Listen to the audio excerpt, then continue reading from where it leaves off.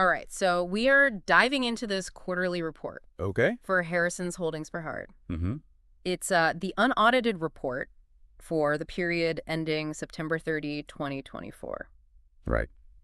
Now, their name might sound like kind of a stuffy old corporation, Right. but I think they're a lot more interesting than that. Yeah. We're talking about familiar household brands, everyday necessities. Sure. They're really a part of daily life, I think, in Malaysia. Yeah, definitely. But their recent report is kind of a plot twist. Okay. Profits have taken a dip compared to last year.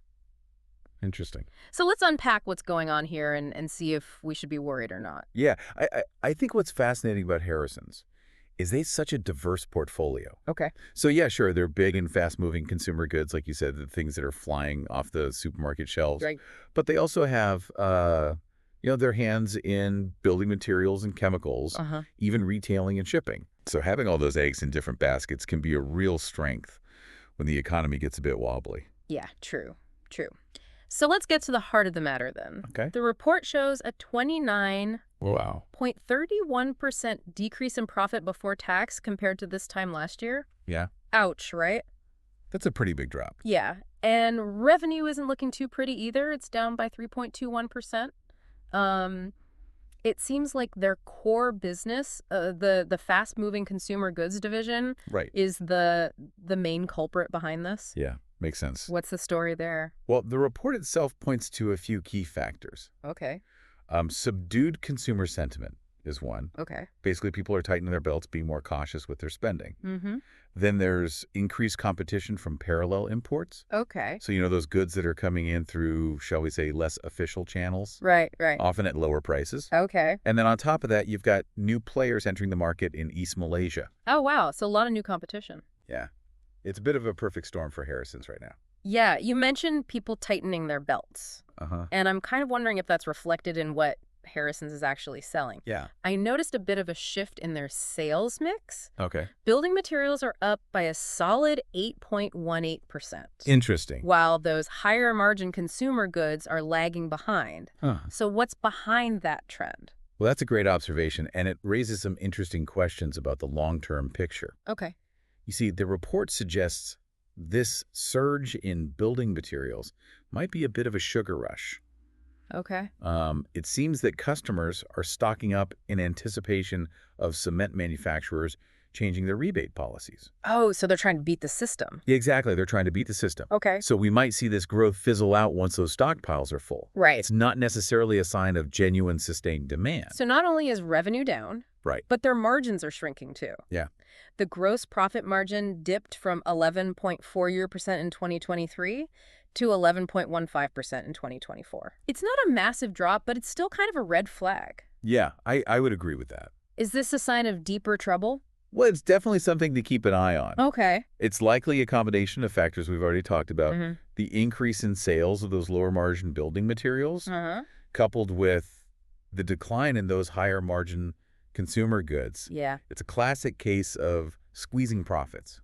And to make matters even worse, they're also grappling with rising costs across the board. Yeah. Administrative expenses are up, particularly staff salaries. Right. And they've had to take on more debt, which of course means higher interest expenses. Mm-hmm. That can't be good for the bottom line. No, it's not ideal. No. It really highlights how these external economic pressures Yeah. can really trickle down and impact a company's performance. Right. Those salary increases are partly due to union negotiations in East Malaysia, Okay. which is a sign of the broader trend of rising labor costs. Uh-huh. And that increased borrowing, well, they needed it to cover rising trade receivables. Okay. So, those outstanding payments from customers, Gotcha. it all adds another layer of financial strain.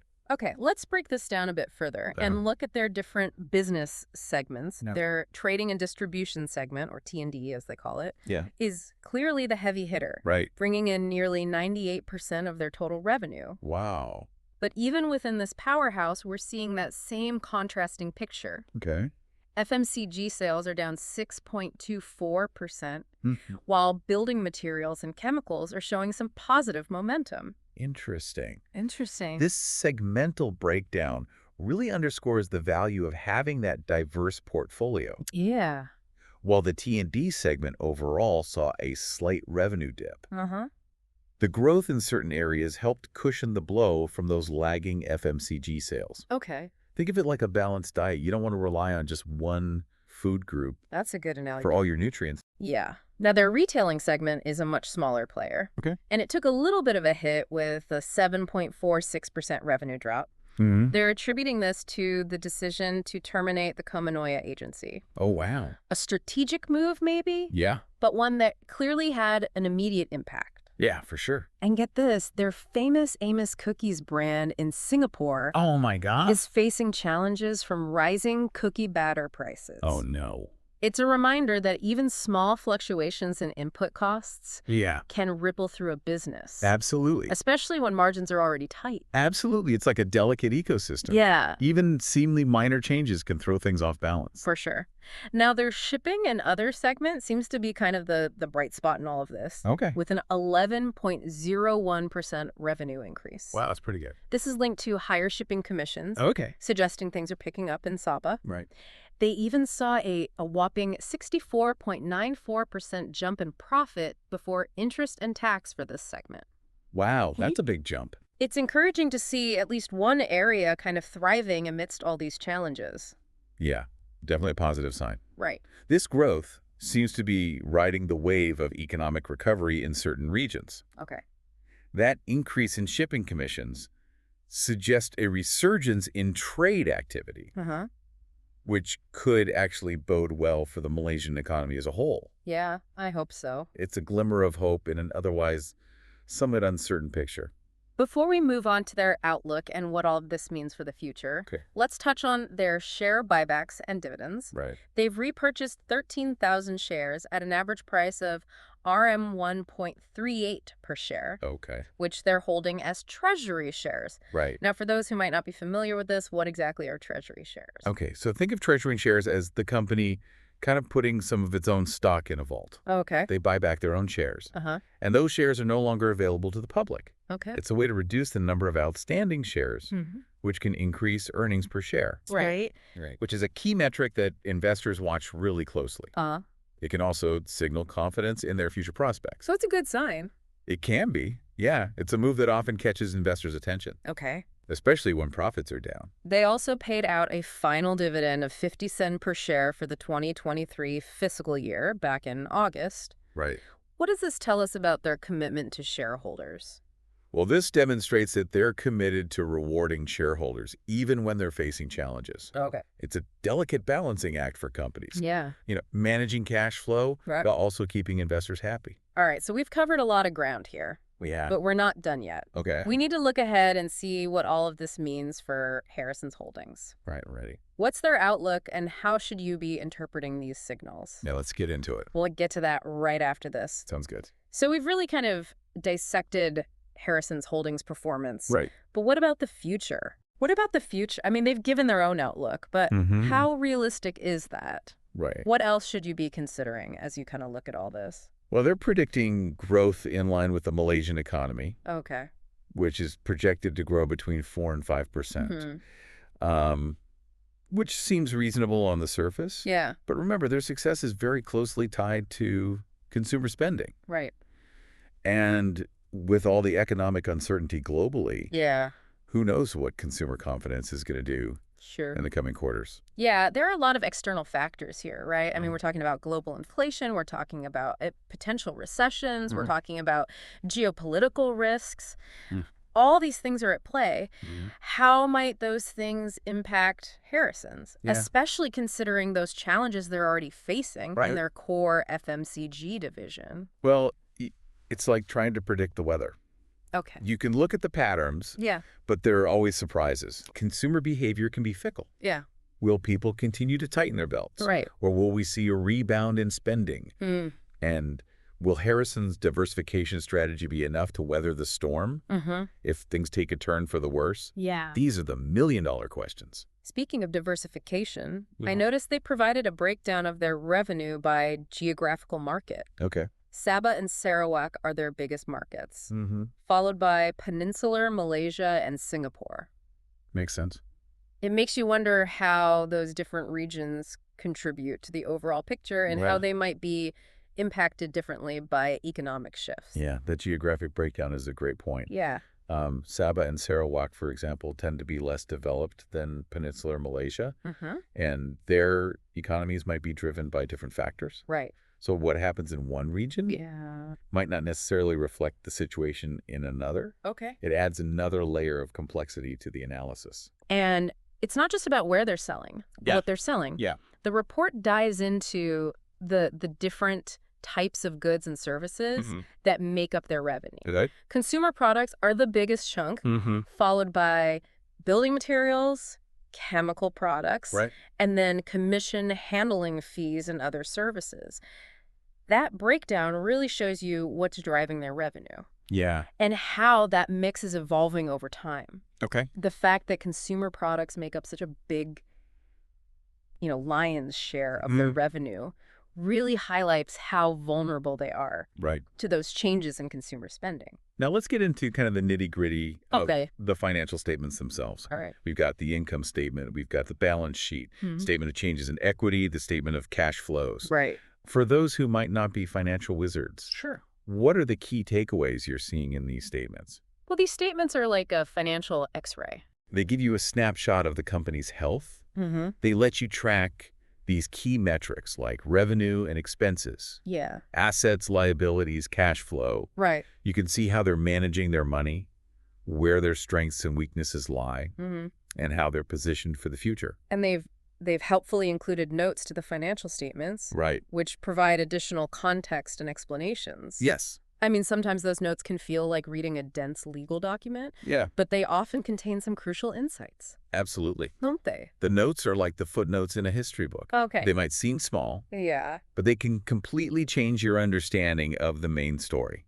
Interesting. They offer insights into accounting policies, significant events, Okay. other factors that might not be obvious just from the raw numbers. I was particularly intrigued by the section on related party transactions. Okay. It mentions dealings with Sinar Nusantara, SDN BHD, Harrison's Corporate Services, SDN BHD. And two companies where close family members of a director have a 50% equity interest. Interesting. Always interesting to see those connections. Yeah, transparency about related party transactions is really crucial Okay. for maintaining good corporate governance. Yeah.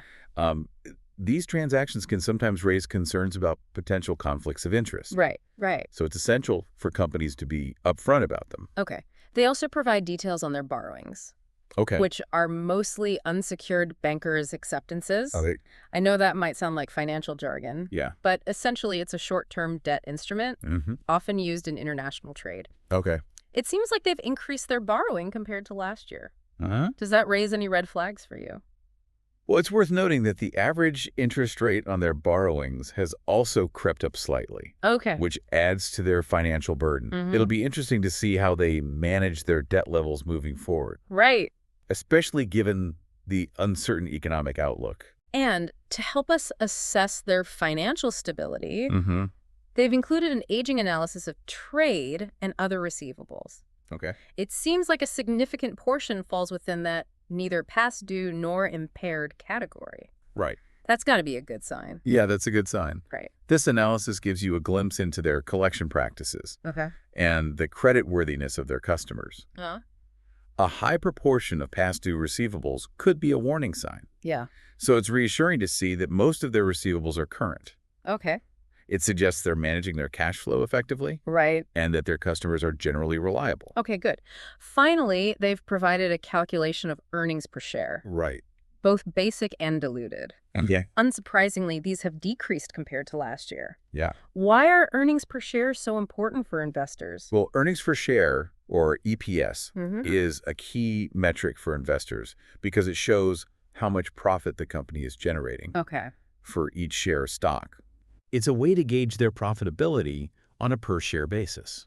So the decline is significant. The decline in ETS is a direct result of their lower profit for the period. It's something that investors will definitely be watching closely. Yeah. Because it can impact the value of their shares. So we've really gone deep into Harrison's Holdings' financial performance here. We have? They're facing a complex economic landscape, Yeah. dealing with shrinking margins, rising costs, challenges in their core FMCG division. Right. But they're also showing some resilience with growth in certain segments and a commitment to returning value to shareholders. It's a mixed bag. Yeah. And what strikes me is how much detail they've provided in this report. Yeah. They've gone beyond just the basic numbers to really offer a comprehensive view of their operations, their challenges, and their strategies. Right.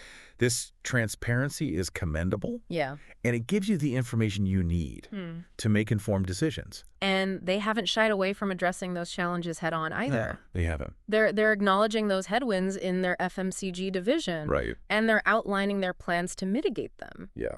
It's not about sugarcoating the situation. Yeah. It's about providing that realistic assessment of the path forward.